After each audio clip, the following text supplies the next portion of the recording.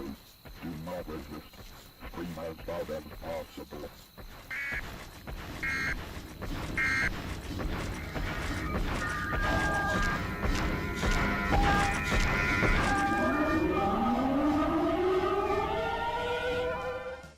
So, welcome to the Chasing XP Developer Roundtable Episode 2.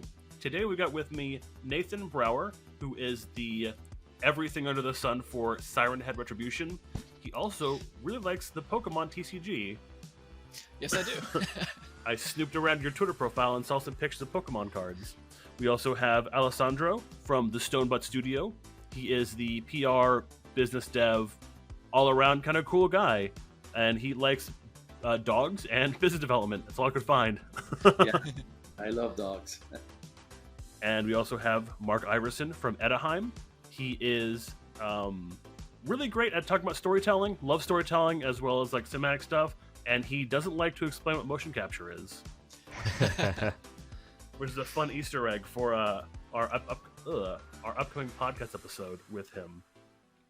So our first question is, everyone asks the same question in interviews. How'd you get started?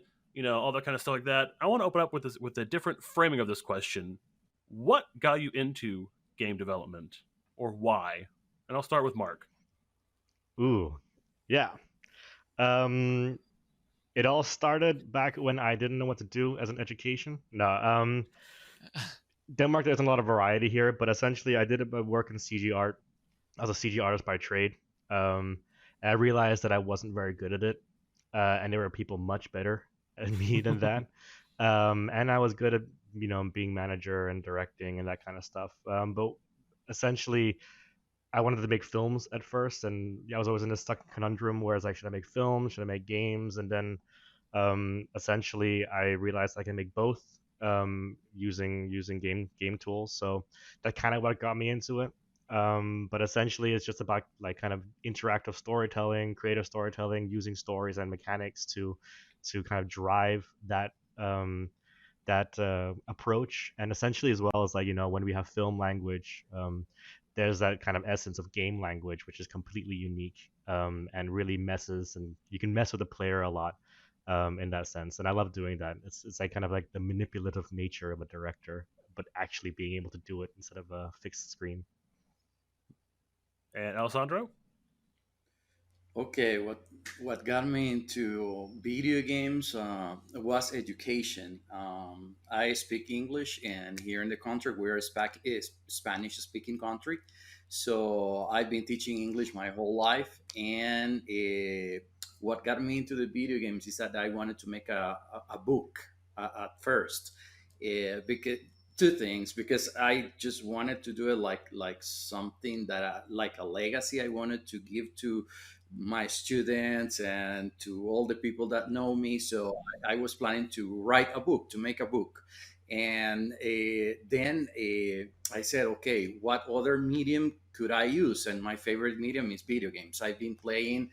I think I'm the oldest here. I've been playing since Atari times. I wanted to write that book in a video game. So that's what got me started back in 2010.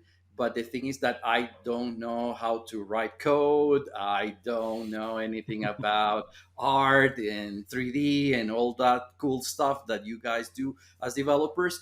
But I wanted to really express myself through the video game medium. So I hire a bunch of guys, the Stonebot studio, but at that time they were not the Stonebot studio. So I was one of their first clients. And we started developing different games, and that's how I got started. And then throughout the years, I said, like, how can I fit into the team? And I had a lot of experience in business development, because I have my own English academy, but it's like business English. It's not like regular English. So I have some sort of background with business. So that's what got me started. And that's something that talking about business. Video game development in general, I've talked to different devs from all around the world in different events, and I think that's something that little piece is missing in most studios that I know. there's not a guy that is completely involved in PR, marketing, and business development. And I think that that's kind of like the thing that I see myself fitting in the studio. Awesome, thank you. And Nathan. Yeah, well, so a long time ago, like 2006 or something like that, uh, I was modding Star Wars Battlefront 2, uh, and it was just I was just kind of messing around, making the map edits and doing different things. And I released one map, and I watched somebody play it on YouTube, and that filled me with such a euphoric feeling of seeing somebody enjoying what I created. Man, it still makes my heart swell, honestly. I don't know. I decided right then and there, you know what? This is what I want to do. I want to make games, and I never looked back.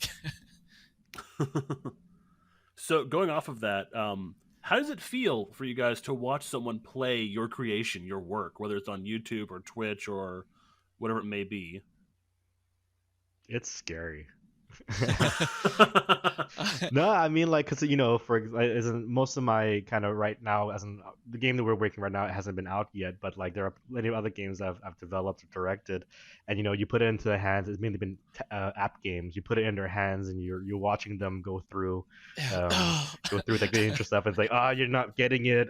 You just need to just turn right, and then you're just thinking months of development here just messes up, and but other than that, then when you start to get something and it's like it clicks and it's fun and you see them kind of like get lost in it, then it kind of like I had a game, a VR kind of prototype that I made, and I gave it to a developer, a game designer, and I think she got stuck in it for like 3 hours.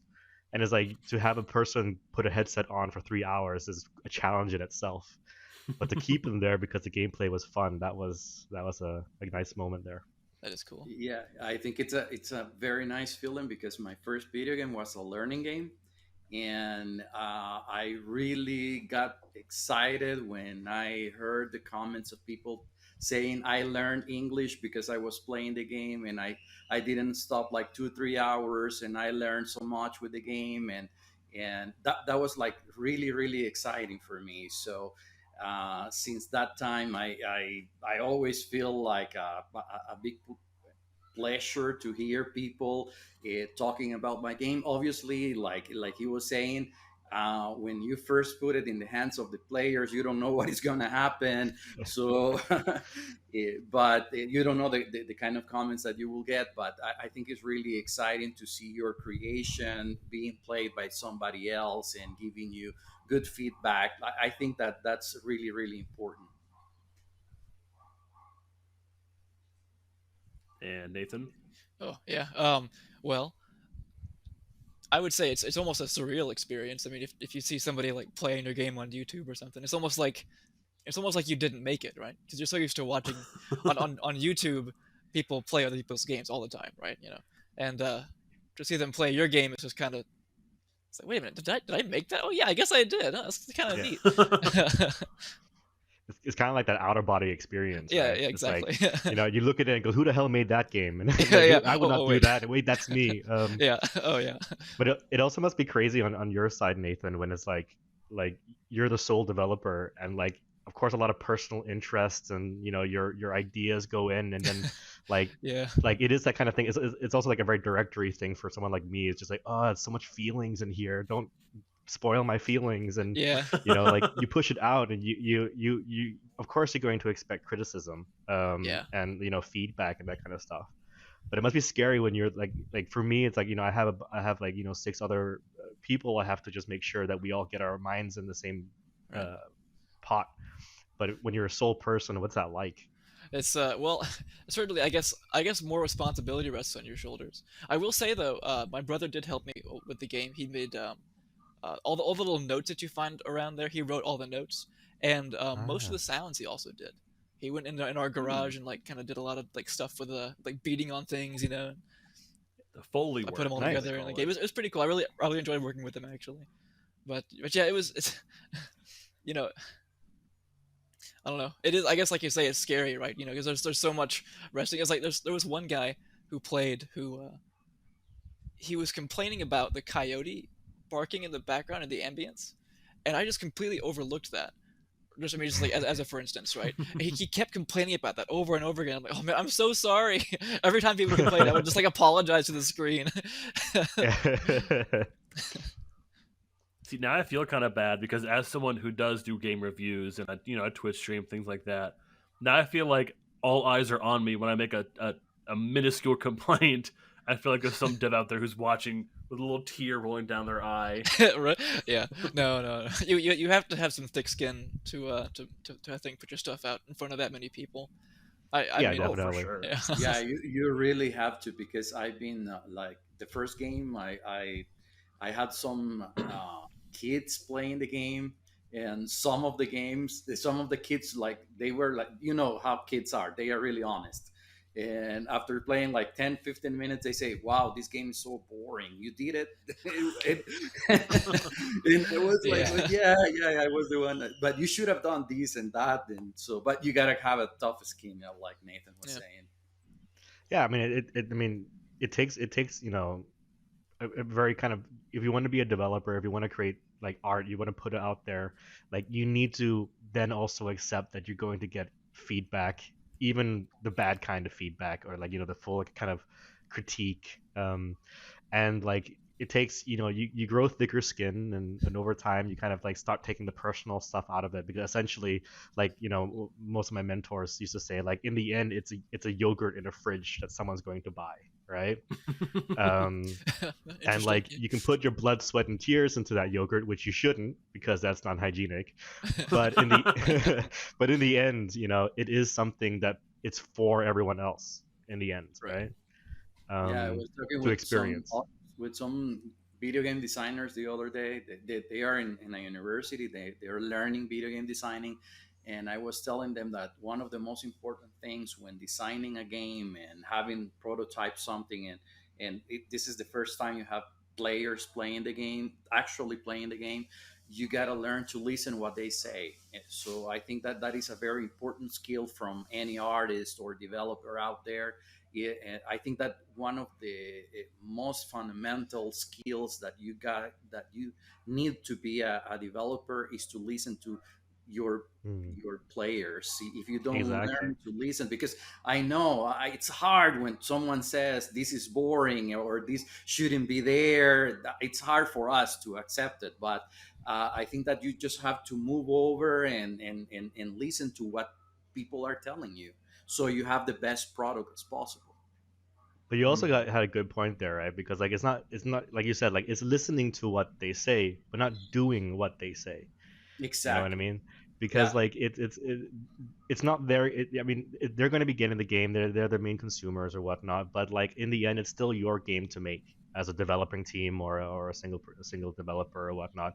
And it's like, you listen in, you kind of think, what do they mean by that, and you kind of understand, and how would we want to solve that problem, you know.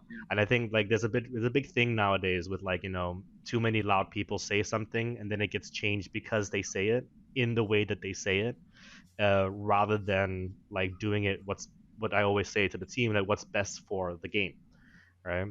Yeah. Or the Yeah. story or That's the why I product. was saying that it's a skill to really Yeah, learn to listen. Yeah. Yeah. yeah, Yeah, just to pick and choose what feedback is good feedback versus what feedback is popular feedback. Yeah. I think is exactly. a really important thing too. Here's a good one that we us boys back at the lab talked about. Do you guys feel like you need more playtesting on your games? Is it a never-ending cycle, or do you feel like at one point in time it's finally done and good and complete? As in, I opt for always playtest, never stop playtesting. Even after the game is done, it's still being tested, because that also influences what you do next for your next IP, your next dev. You know, um, I don't think, I think there could be too much testing, because if too much testing, too much iterative process, you can start to kind of go into a spiral. Hmm. Um, like, there is a very fine balance, but in terms of stopping testing, I think, as in, it's always about just continually learning from what you have developed even after it's done, and using that to drive what you do next. Nathan? I have very little input here. Most of the games that I've done, I tested, relatively speaking, pretty little, um, which is bad. Test your games, everyone. More than me. Well, has that blown back on you? Have players found like big exploits in your games or things that just like don't work? Actually, no big exploits. So Siren Head in particular, we tested that with just like a handful of our friends, and they would report back. And I would actually watch some of them play it. Um, we did that like a few times, like a few steps throughout the development. Um, and there was this mechanic. There's the limited sprint energy. So like you have throughout Mhm. the entire game only a certain amount of sprint, which means you can only run away from Siren Head a certain amount of times, right? And if you abuse that too much in the early game, then you basically lose at the end, right? And that ended up being pretty unpopular. That's the number one complaint, is that mechanic. And if the game was tested more, it probably would have been suggested to not have that in the game. But I guess to go back to the previous subject, there was a little bit of feedback from that from one of my friends who didn't like the mechanic, but I kind of dismissed it as, well, no, I just want to do it anyway because I think it's what the game should be. I didn't really listen to him very well. If I had paid more attention and and also tested more, maybe that mechanic could have been fleshed out better and avoided most of the complaints on the game. But it's also, I mean, like in that case, like, it's almost like what's an opinion and what's like an actual Right. design like Mhm. upgrade, right? Well, because for me, that mechanic was like the core mechanic of the game, right? I didn't want to change it, but I died on that hill quite literally, I guess you could say. But I mean, if it's a core thing, right? Like, I mean, depending on how everyone feels about it, right? Like, Yeah. there's like there's a kill your darlings and whatnot, but it's also about either keep them now or save them for later, right? Um, and like, yeah, it's like that. What is opinion and what I want to do as a developer or what I want to Right. do as a creator, right? Because like I can say like I want to have what's it called, my shoot button on the X button.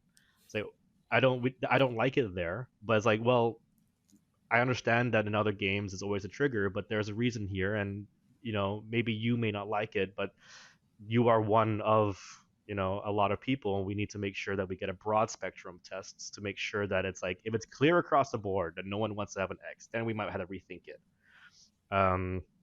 But yeah, like, I think limited sprint for me personally, like, I mean, every game has that in some form or another, Right. But no, right? this is limited sprint, as in like This if is you a if you Oh, use all your yeah, sprint finite in the first amount of 5 minutes, sprint. the Yeah, rest of the game okay, you okay. have no more sprint. But So- but it's also, I mean, like, it's like taking those mechanics and twisting on his head, right? Because I mean, like, imagine if Mario could only jump 3 times in a game, right? In a level, right? But it may not be Mario anymore, but it's a completely different kind of hardcore game.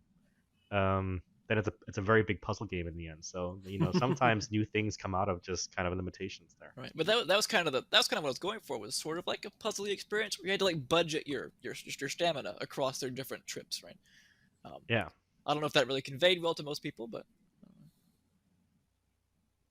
I mean, it's understandable. I get how having a finite amount of sprints would be frustrating, but also like in real life, if you want to take it a more realistic approach, I'm fat. I can only run for so long, and because your game takes place over the course of a night, that's all you get, right? You'll get exhausted. You'll get out of breath. You can't keep going anymore.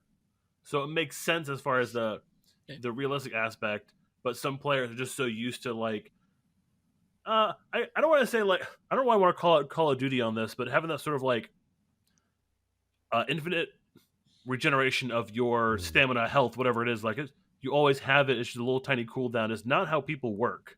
right. Yeah. I also have a comment on that thing as well, because like for me, it's like, if in Call of Duty, I play a lot of Call of Duty, by the way. I love the new Warzone stuff as well. But like for me, in terms of game design, like if your standard is to just sprint in general, just make that your standard speed. You know what I mean? Like that's Yeah. the main thing, right? Yeah. Because like you have a function that is literally to be there to be pressed, because it becomes a standard to be pressed anyway, right? It is kind of a weird thing. So like that's also why like they have that little kind of like mini sprint that you can do.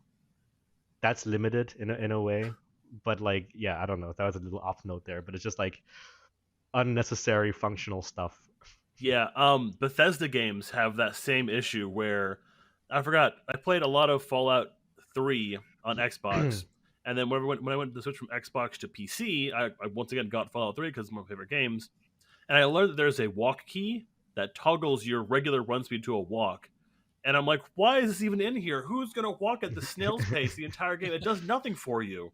You walk Role slower players. than NPCs. I guess role players, yeah, but come on, nerds, get out of here. Like We don't do you that walk here. slower than NPCs, and if you run too quickly, then that's a regular game speed for everything else. So what? There's no middle ground. What's the point? maybe maybe someone said in playtesting that was a cool idea to add to the game. Right. But yeah, but there are prime examples of the whole limit not limit thing. I mean, like I developed a little like, prototype of like this kind of, it's called Spaced Out. It's like a 3D zero G golf in space where the golf ball is the astronaut. But Mhm. essentially, like, we had like boosts that you could like, stretch and boost, and there was a limited boost, and that was kind of the core of the game. And I had a designer or developer kind of consultant tell me, it's like, if that's the core of your game, if it's about boosting, don't limit it, right? Like you can count how many they can have unlimited boosts, and then if it takes them 98 boosts to get into the hole, then it's 98. But don't give them 5 boosts to get into the hole, and then if they don't get it, they have to restart the level, right? Mhm. It is kind of like reward them for doing what you want, and don't like punish them for kind of like doing what you don't want them to do, right? Yeah. I would say something related regarding what you are saying now. We had that issue in our game. We were redesigning the game. We were working with someone who is very famous in the industry, David Brevik. He's the designer of Diablo, and Big, he it's a big guy. yeah, we were working with him with Skystone, that is a new publisher, and he was like giving feedback in the game design, and some of the feedback that we first got when we got involved with them in development was that our game is a tower defense and a beat 'em up game, so you have to build up defenses. It's a tower defense, okay? So but the problem was that we were limiting people to build stuff on the field. So you build stuff from left to right, but we were limiting that if you don't have a battery to build around that battery, that means if you didn't have energy or energized grids, you couldn't construct things, defenses. So we were limiting the player. So he said, why don't you get rid of the batteries and let people put stuff across the field, so you, because it's a tower defense, and let the player decide where they want to build stuff. So Mhm. it's the same that, like you are saying, if your core mechanic is a boost, you're not going to limit that boost. In our case, if it's a tower defense, you're not going to limit players to build defenses. So it's that basic. But in regards to like, like Nathan's one as well, like the whole like limiting sprint or whatnot, like for me, there's a lot of times where it's just like a team member will, or we get feedback about like people say that this is going to be a problem, and then most of the time I'll say I understand and I acknowledge that it's going to be a problem, but I still want it done this way, right? Yeah. Because it's like this, like that's the intention. My intention is to make it challenging. I mean, there's like, like for example, you're for that tower defense game, right? The intention wasn't to limit the player, but it limited the player in result of a design, right? But if your intention is to limit the player, then your design is that intention you came up with, right? Even if people don't like it or not, if people don't really like it, it's something you've kind of, what's it called, mentally acknowledged that that's going to be a thing. It's like Yeah, Dark Souls being and too for us, hard, right? and for us was like that. But when we play tested with the limitation and without the limitation, people were having more fun when they were free to place stuff in the field. So we say, okay, we really wanted that, but is that gonna work with players? So we realized that people were having fun, because in the end, you want to have fun with a video game. That's one of our principles. So if your limitation might be a good idea for you, or even for some critics it would be like nice limiting, but if the players in the end don't have fun, I mean, you shouldn't be doing it. That's our opinion at the studio, because we want people to have fun. Hmm? Yeah. But I would say it's pretty fun to get the shit scared out of. Can I swear in this game? This podcast. Yeah, Sorry.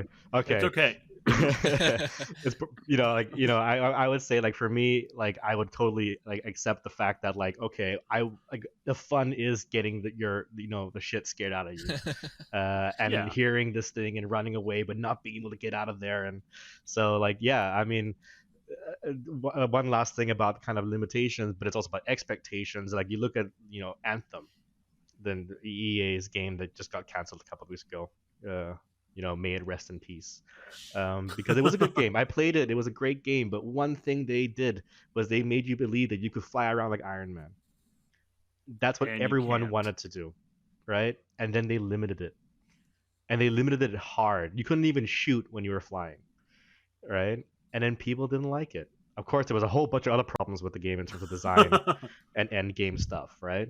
But, like, when you sold, like, and again, it's not every game that does this, but when you sell your game as, like, flying and being free and exploration, and then it gets limited, then suddenly you get a very big kind of your expectations and the audience expectations are completely broken, and it just ruins it in the beginning. Yeah, absolutely. So let's take that back, or not take it back really, but keep on the same idea of talking about mechanics or ideas. Are there any parts of your respective games that you guys obsess over, whether it was a mechanic or an idea or a concept that you just have to keep going over and over and over? Ooh. I'll have Alessandro go first. Well, I think Nathan wanted to start with that one.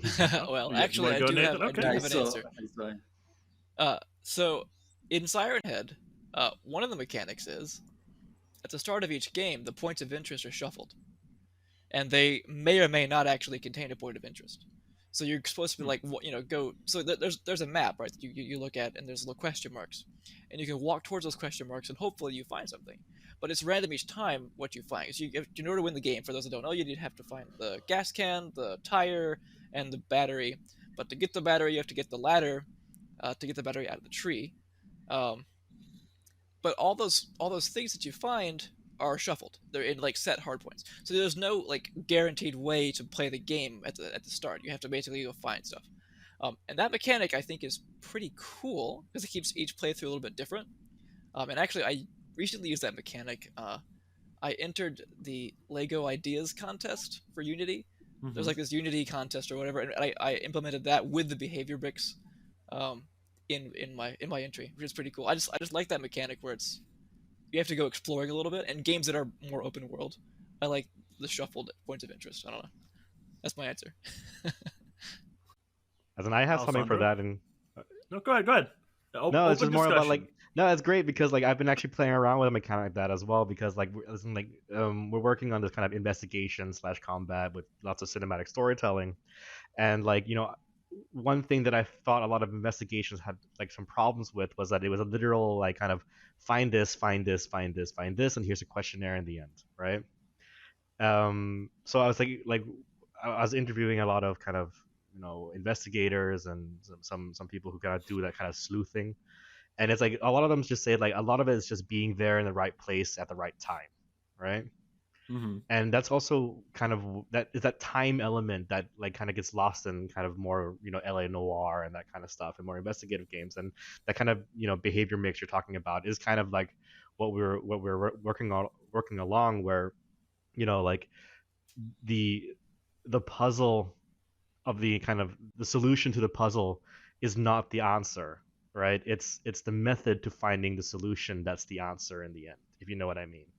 So, like, we had this kind of like a scenario where it was a stealth drone possessed by it's kind of abstract. I haven't kind of pitched the game yet, but it's possessed by a boy, essentially, a demon, and it's hiding around this museum, and essentially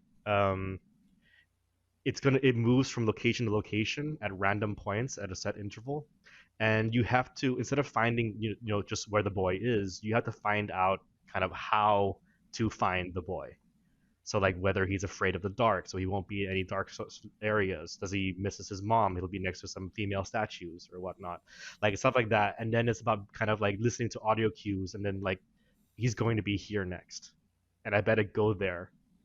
And it kind of like you said, like points of interest that are mixed up in locations can also really work. And I've been trying to figure out like how to best describe that as well. So I might need to email you about that a little more.